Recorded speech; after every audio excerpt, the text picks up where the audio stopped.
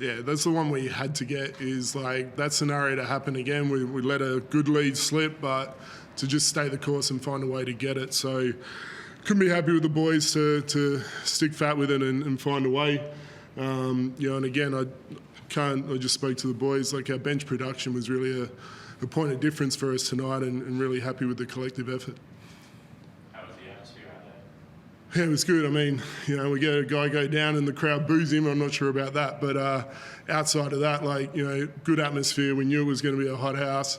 And again, every time we play Cairns, we know there's a bit more in it. So, really happy to get that one. And, we've got a big weekend now. Mine shifts pretty quickly to Sunday. The Taipans have had 9 in a row on you guys. I guess, how great is it to get the win back and then coming off the big break to come back with you? Yeah, for sure. We did speak about that, but we also spoke about we're a total different club now. Half of us have never been a part of those games. So really it was 1-0 against us as a group, and that's where we had our mindset. And now we're 1-1, and we've got to win this series this season. If we do that, we know we're controlling our destiny for the playoff picture. Obviously, you're up by 20 though. You're back that fourth and just let them come back. What happened there after that? Crowd was a little quiet. We had to keep it entertaining, I think. Honestly, it's the stuff we've been working on was the frustration. And, that's, again, we've just got to continue to learn. But, the mind's the most powerful organ, right? And I think all of us had that little message in the back of our head to say, all right, let's just do the right thing here. And then we tried too hard too, and that's where the errors came. So now this one's out of the way. I'm full confidence. We know what winning looks like, and we'll continue to grow it.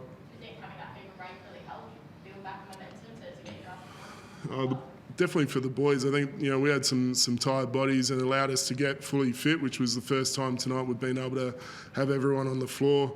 From a coaching point of view, I just wanted to keep playing because we felt we needed to fix that one quick. But we didn't talk about it as a break. We talked about going from good to great, getting better, having those habits that we want to have in place and continue to work. And that's the pleasing thing, is now there's a reward for the extra effort we put in that window. Chris, first game, if you guys are fully healthy, what do you feel like this team maybe not talked about how deep this roster actually is? Yeah, like Coach said, you said, 49 points off the bench. We have a lot of people who can go and a lot of good defenders. So, when we're all healthy, we're a totally different team. I noticed you guys did a couple of boxing sessions during the week. Was that just to bring physicality to the contest, or was that more just to change it up in training? No, a little bit of everything, to be honest. Going into a different sports craft, the footwork element to that, our reaction skills, can we be better in that? And it was a hell of a workout. My shoulders were killing me for 4 days after. But, for us, it was just trying to do some different things and give us a different mindset on how we approach things. And, the boys attacked that session like they attacked egg catching and everything else we did. So, we got out of that window what we needed to.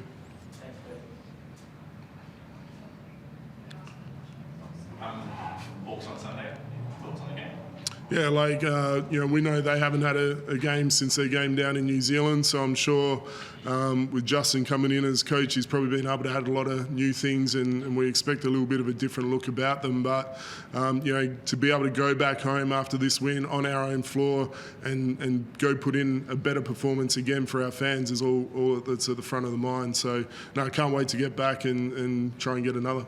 Can you pinpoint what exactly was the best thing about tonight, or any play that specifically stood out for you? Yeah, obviously Chris is here for a reason, his impact off the bench. And I've said this before, you ask someone to come off the bench and he's taken that with his stride. And, we know we can guarantee, we know we're going to get every night from him. But the other guy tonight that gave us a real spark was Isaac White and Rocco Zakarski. And, I keep looking at Rocco's minutes. I'm like, he only played 8 minutes. It felt like more. But, Isaac as well, to come in and just be able to have an impact when we really needed it. And, collectively just love our third quarter D, and that's something we want to grow on.